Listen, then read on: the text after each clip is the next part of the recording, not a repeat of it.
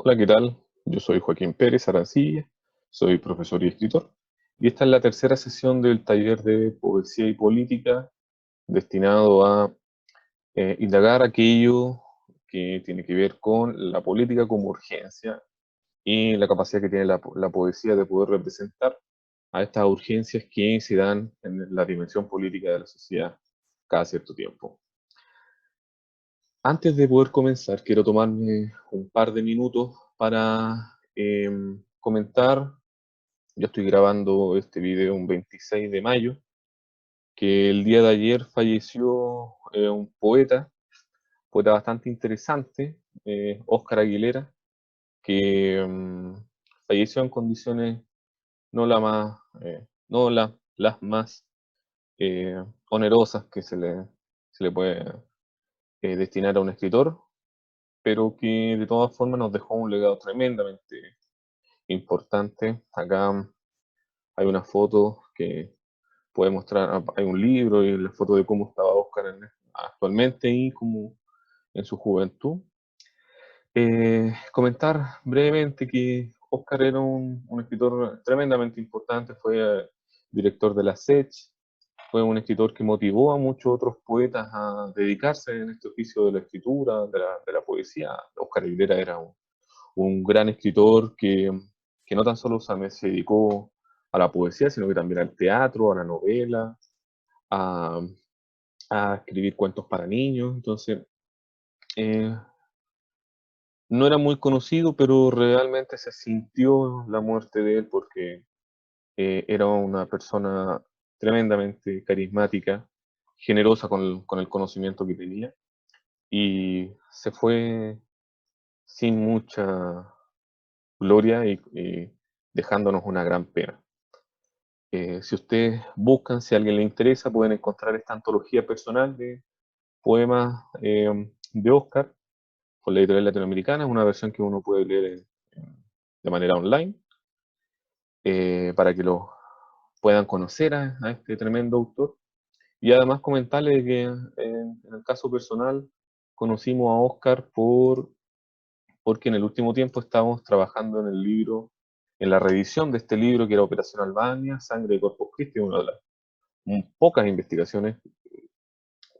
Hay básicamente dos grandes investigaciones con respecto al tema. Esta es la primera, publicada en el año 1996, en donde se reconstruye en tono de crónica y, y con un estilo muy poético la vida de estos 12 combatientes que fueron eh, acallados, fueron abatidos, fusilados la gran mayoría, entre los días 15 y 16 de junio de 1987, y Oscar, con la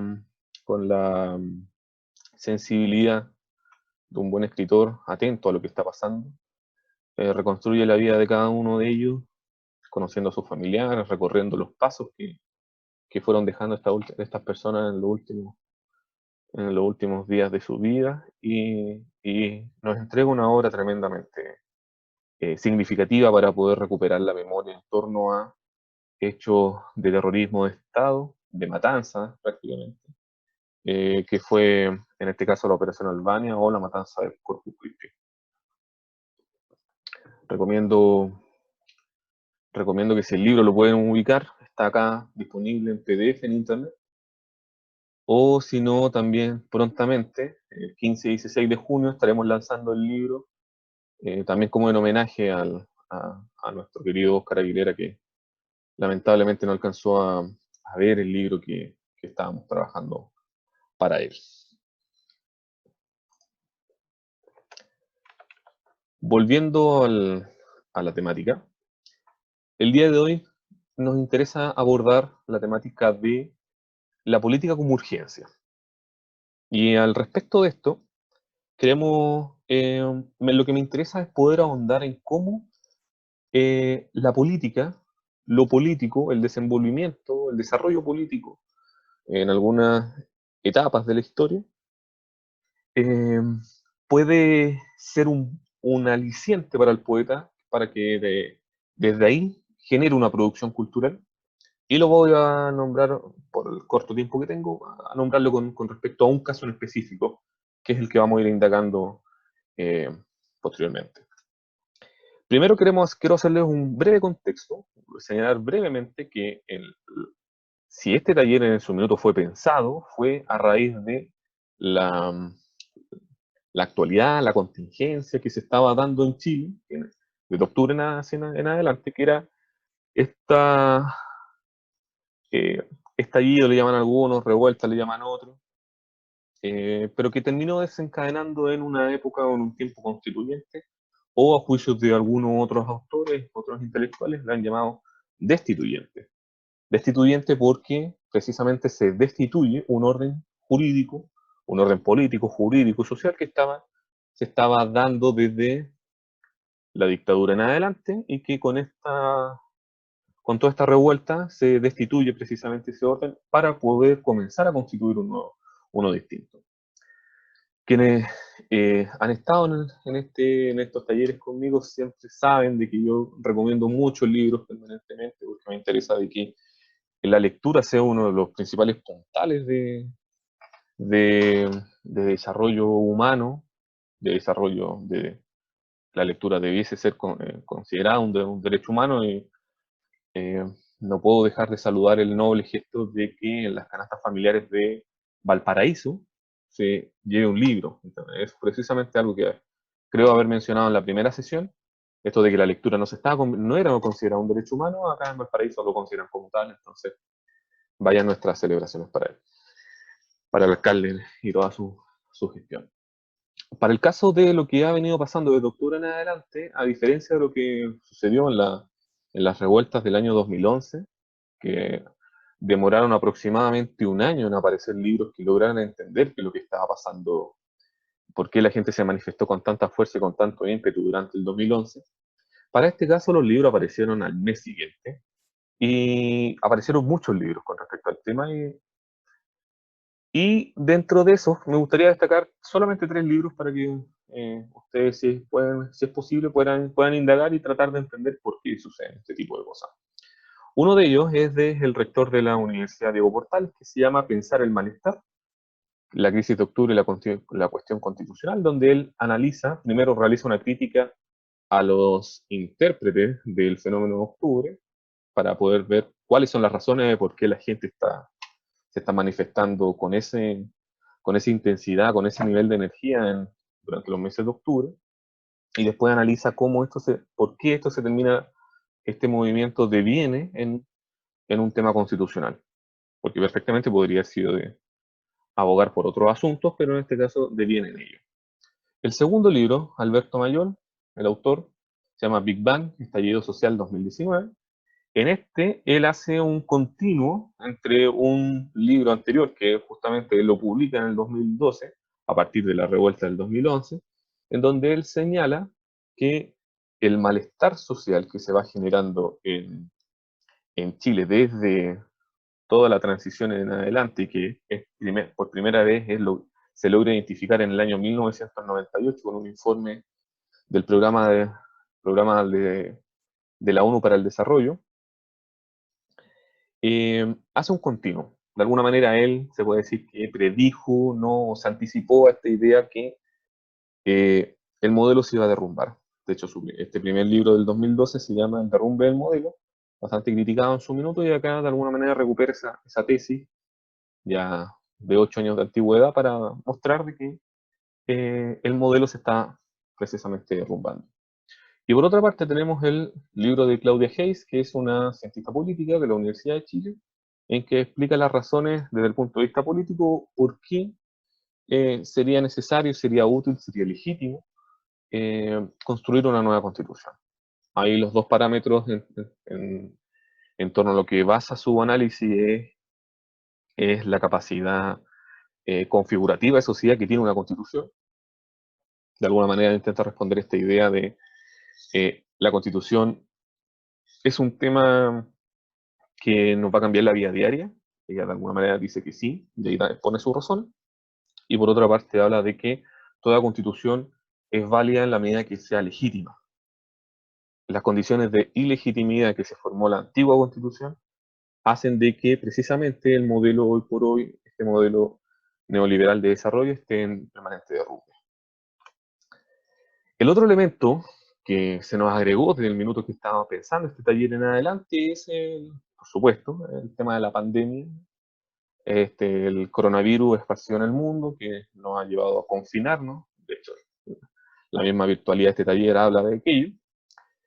Y a pesar de que es un fenómeno totalmente nuevo, sí han aparecido tres, estos son los que yo conozco, debo reconocer que más allá de esto no sé si ha aparecido algo con respecto al tema, probablemente.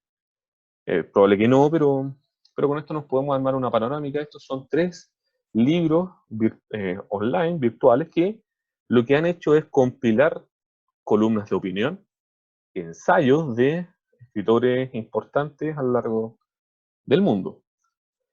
El primero fue Sopa de Wuhan, donde aparecieron textos bien interesantes, o se recopilaron textos bien interesantes de autores como Giorgio Agamben, un filósofo italiano, Slavoj Žižek, Alain Badiou, David Harvey, Byung-Chul Han, entre varios más. Después figura La Fiebre, como con otra compilación de artículos con respecto a lo que era el coronavirus, lo que está generando el coronavirus y todo ello. Y en tercer elemento, esto es un poco más difícil de encontrar, pero de todas maneras, si googlean, se van a topar con él, es Veneno Curvo, que reúne columnas de opinión, hace el mismo ejercicio con los libros anteriores, pero con autores latinoamericanos. Entonces, algo que es bastante interesante considerando nuestra geografía en la que nos encontramos nosotros. Entremos a materia. La Tierra Baldía, del autor T.S. Eliot, es uno de los poemarios más importantes que se han escrito a lo largo del siglo XX. Es uno de los libros capitales para entender el siglo XX, porque precisamente es uno de los se generó en la época temprana del siglo XX. Este libro apareció en el año 1922. Y tiene uno de los versos también, uno de los versos que más se han masificado este libro, este que aparece acá, que dice: Abril es el más cruel de los meses, pues engendra lilas en el campo muerto, confunde memoria y deseo. Este libro eh, aparece posteriormente de un conflicto geopolítico, uno de los más importantes que se hayan dado, que es la Gran Guerra o la Primera Guerra Mundial, que a nivel historiográfico se ha entendido como un conflicto armado de la burguesía europea, ocurrido entre los años 1914 y 1918, generó una de las devastaciones más grandes que se hayan podido ver en el mundo, principalmente en el mundo europeo. Mientras voy comentando, ustedes van viendo imágenes de las consecuencias físicas que fue generando en los soldados que volvían de la guerra, porque esto va a ser un tema que vamos a analizar posteriormente. Este documental, que se llama El Ruido y la Furia, ocupando el nombre de una famosa novela de William Faulkner, es probablemente uno de los muy buenos documentales que se han hecho con respecto al tema, con imágenes colorizadas para la ocasión, y en donde muestra en 1 hora 40 minutos, va hablando casi en tono de crónica cómo se fue desarrollando esta Primera Guerra Mundial. Lo que a mí me interesa demostrar con estas imágenes y con los comentarios que les voy dando es que la Primera Guerra Mundial fue uno de los conflictos bélicos probablemente más sanguinarios que se pueden haber dado. Probablemente, si bien es odiosa la comparación, pero probablemente más que la Segunda Guerra Mundial, a pesar de que nosotros filmográficamente estamos acostumbrados más a la Segunda que a la Primera Guerra Mundial. ¿Por qué? Mira, ahí ustedes pueden ver precisamente parte de las consecuencias físicas, neurológicas, psiquiátricas y psicológicas de esta. ¿Por qué? Porque esta fue una de las primeras guerras de tipo industrial que se dio en el mundo. El ser humano por primera vez se encontraba frente a armas industriales producidas en las fábricas de un enorme potencial explosivo, con consecuencias que iban a generar daños permanentes y nunca antes vistos. Si ustedes piensan, el siglo XIX estuvo principalmente marcado por el enfrentamiento cuerpo a cuerpo. Hay muchas películas que pueden mostrar eso. Entonces no es algo que fue muy impactante para el soldado europeo y el soldado en general, encontrarse con armas que de un minuto a otro hacían explotar grandes cantidades de terreno y generó las consecuencias que ustedes pueden ir viendo ahora. Además, este hecho de pelear en trinchera, la Gran Guerra fue una guerra, a pesar de que para nosotros 4 años puede ser poco, para ellos fue bastante larga.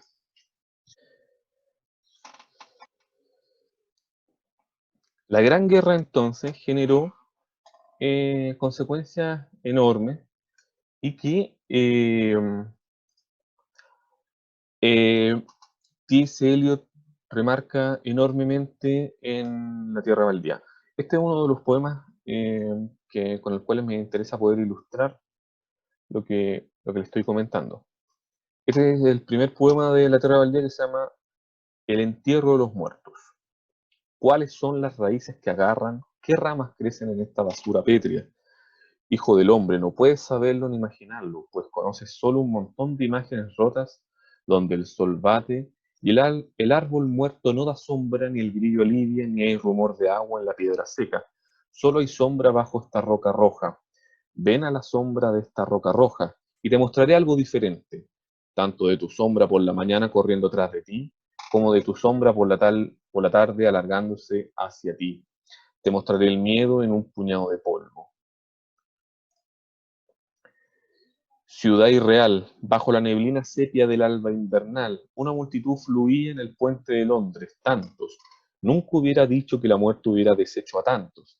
Exhalaban suspiros cortos y espaciados, y cada hombre fijaba los ojos ante los pies, fluían cuesta arriba y bajaban luego por King William Street, hasta donde Saint Mary Woolnoth daba las horas, con un sonido muerto en el repique final de las 9. Ahí vi a uno que conocía y le paré gritando, Stetson, estábamos juntos en los barcos de Milley. Aquel cadáver que plantaste el año pasado en tu jardín, ¿ha empezado a brotar? ¿Florecerá este año o la repentina helada le ha malogrado el lecho? Como ahí pueden ver, hay una suerte de neblina permanente, un pesimismo, hay una tristeza que se da en el ambiente que cuesta, cuesta de alguna manera recuperarse de eso. Y es de alguna manera la neblina que se generó tras la, la Primera Guerra Mundial. Con respecto a ello, quiero exponer el caso, además, de Walter Benjamin, que fue un filósofo, un crítico cultural, un escritor prolífico, un ensayista, que eh, vivió toda esta época y la describió probablemente como muy pocos la han podido describir. Es realmente un escritor notable, un tipo muy, muy, muy brillante, que combinó distintas áreas del pensamiento en un modo de pensar bastante creativo. Él tiene una idea con respecto a lo que es la historia, que está reflejada en gran parte de sus textos, pero principalmente en este texto bastante muy conciso, pero muy profundo, que se llama Las tesis sobre el concepto de la historia, en donde él habla de una obra que es la que está acá expuesta, que es el Angelus Novus, de un pintor, Paul Klee, que desarrolló esta obra también en el año 1920, al igual que La Tierra Baldía, y en donde muestra a este ángel nuevo, o a este ángel de la historia. Y él dice, en una parte de los textos del concepto sobre la historia, que dice que si el ángel de la historia se detuviera y mirara hacia atrás y viera el camino que ha recorrido, se daría cuenta que todo lo que ha visto no ha sido más que una acumulación de catástrofe tras catástrofe. Ahí en parte la cita dice, muestra algo de lo que quiero decir.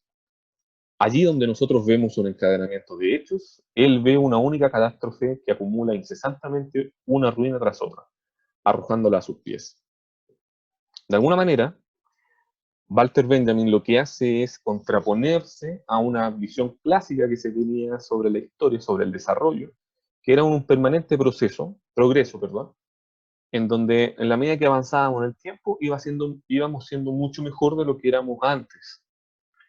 Él dice, Benjamin, con esta representación, dice, esto es completamente distinto.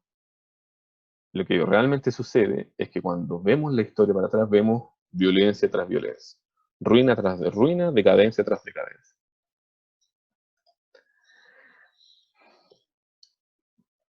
Benjamin, en otro texto breve, pero bellísimo, también vuelve a recuperar, a propósito de lo que de esta filosofía que tiene él con respecto a la historia.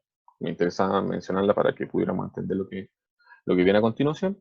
Él habla de la pobreza de la experiencia, que en términos muy sencillos, dice él, que para el año 30, para la década del 30, él escribe esto por ese tiempo, dice, por alguna razón bastante paradojal, la experiencia ya no tiene la profundidad que tenía antes. Y él lo relata con una cita que yo les coloco acá. La cosa está bien clara. La cotización de la experiencia ha bajado. Y ello además en una generación que entre 1914 y 1918 ha tenido una de las experiencias más atroces de la historia universal, lo cual quizá no sea tan extraño como parece. ¿Acaso no se pudo constatar entonces que la gente volvía muda del campo de batalla? No más ricas, sino más pobres en experiencias comunicables. ¿Qué es lo que está diciendo con esto de alguna manera? La generación que fue a la guerra, la generación que fue a la guerra, a la Primera Gran Guerra Mundial, fue criada, como dice él antes, fue al colegio tirado por un carro tirado por caballos. Fue una generación que tomaba leche de la teta de la vaca.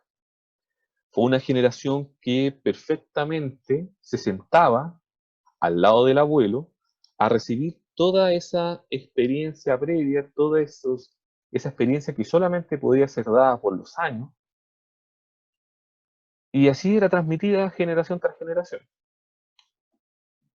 Y además fue criada con enormes novelas que cantaban a las gestas heroicas de los militares europeos de ese tiempo.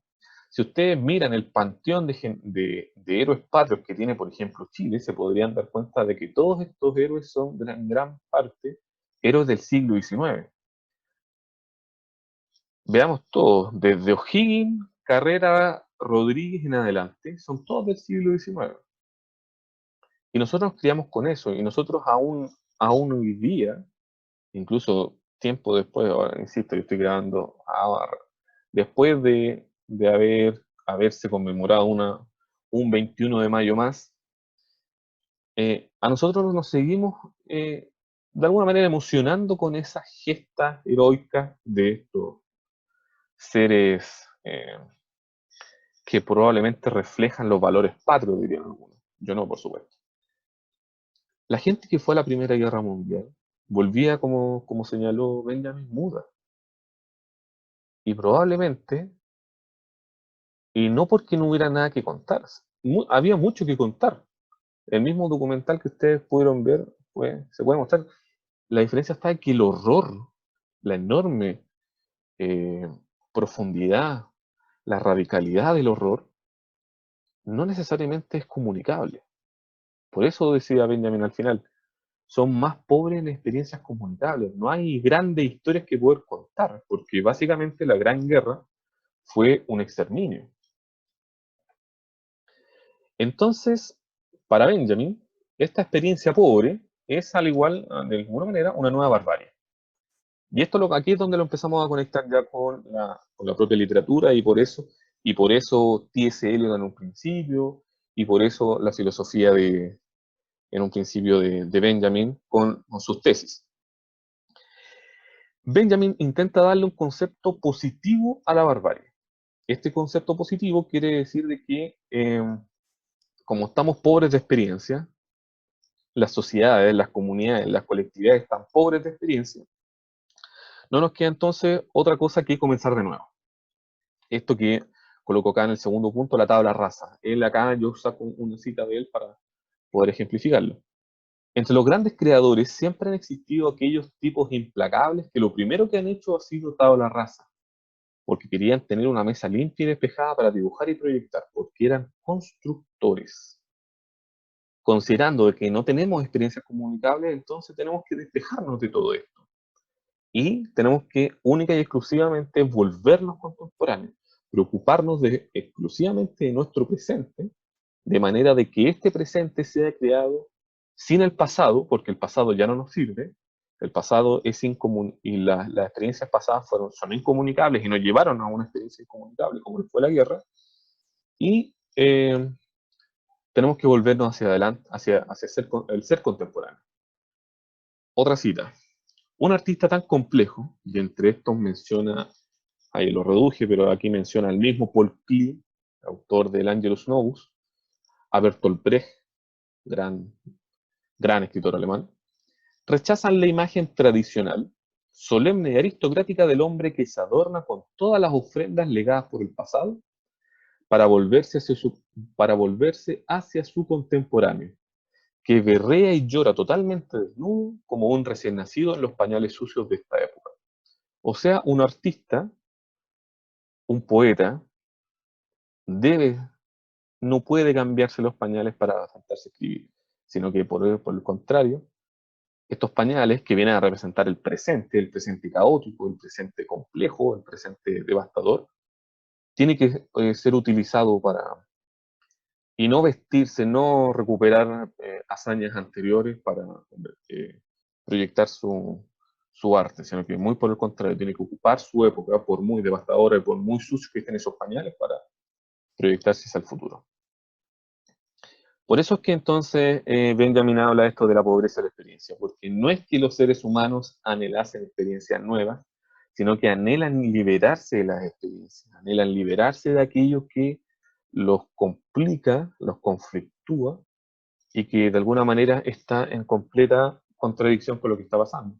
Piensen ustedes que Benjamin está escribiendo, vivió, es parte de la generación europea que conoció la devastación de la Primera Guerra Mundial.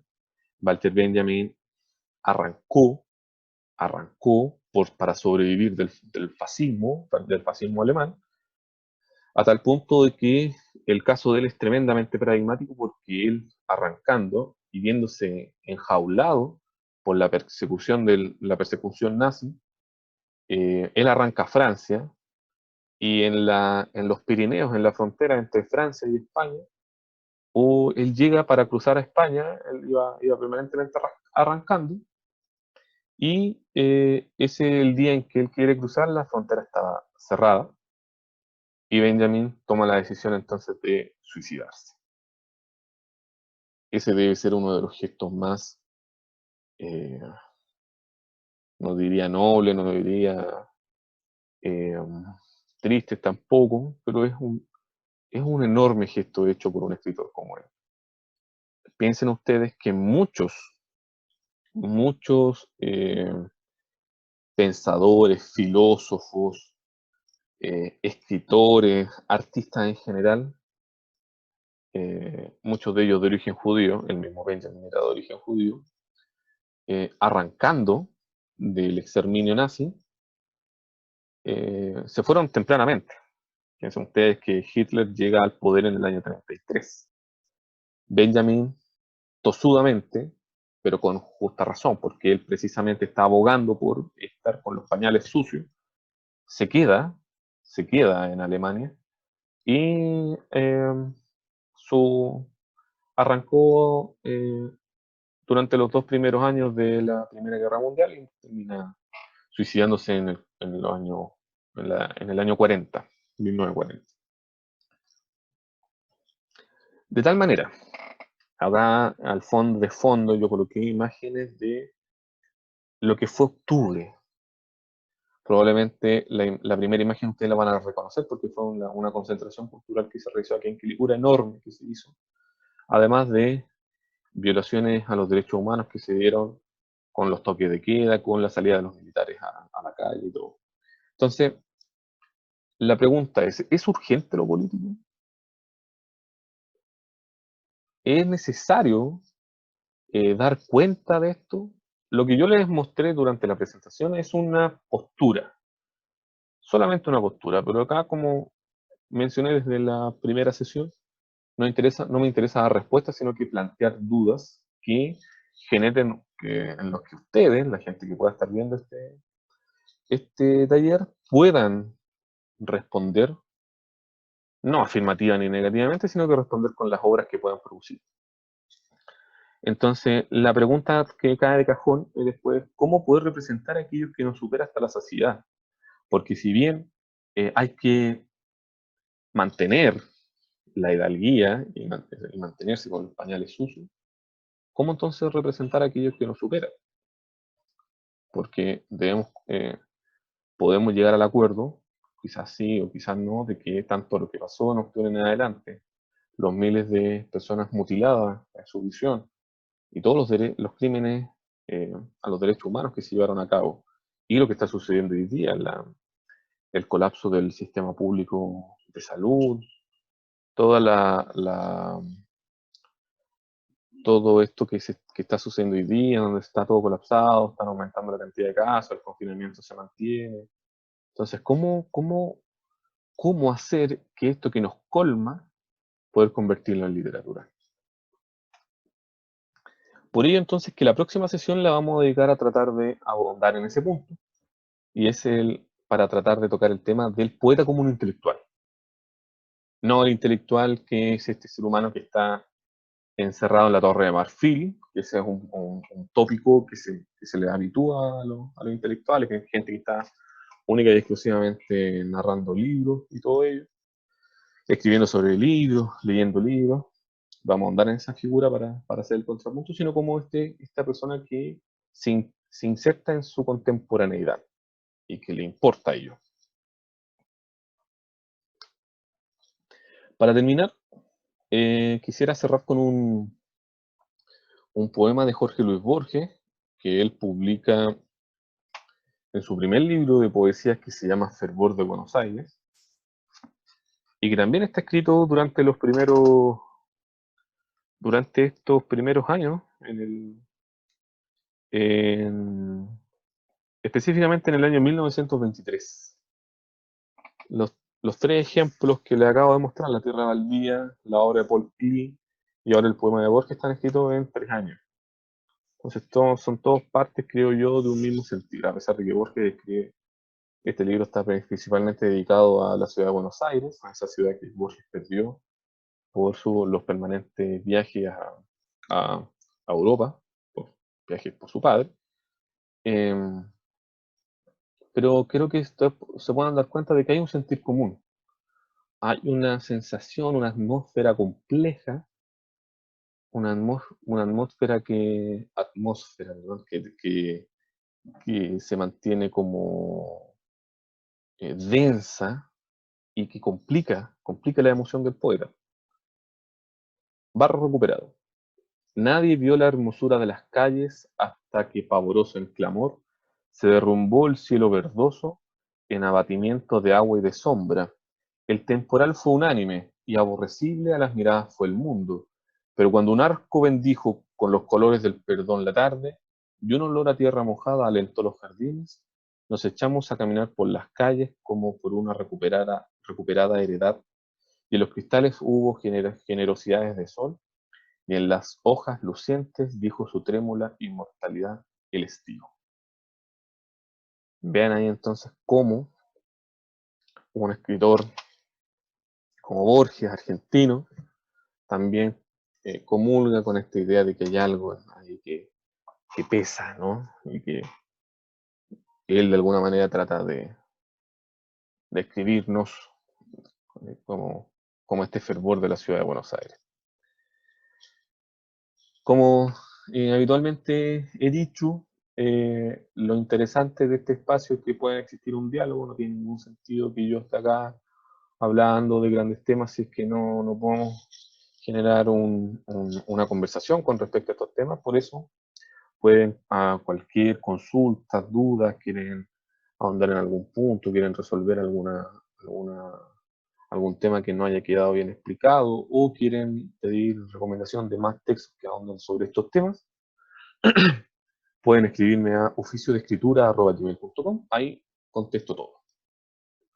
Así que eso es lo que les quería mencionar. Espero que hayan disfrutado esta tercera sesión. La próxima, entonces, veremos a la figura del poeta como intelectual. Como ese es un tema que a mí me interesa ahondar mucho, porque es probablemente uno de los temas medulares del taller, lo vamos a tocar en 2 sesiones, así que la próxima vendría a ser la primera sobre el tema. Espero que se encuentren muy bien. Nos vemos en una próxima ocasión.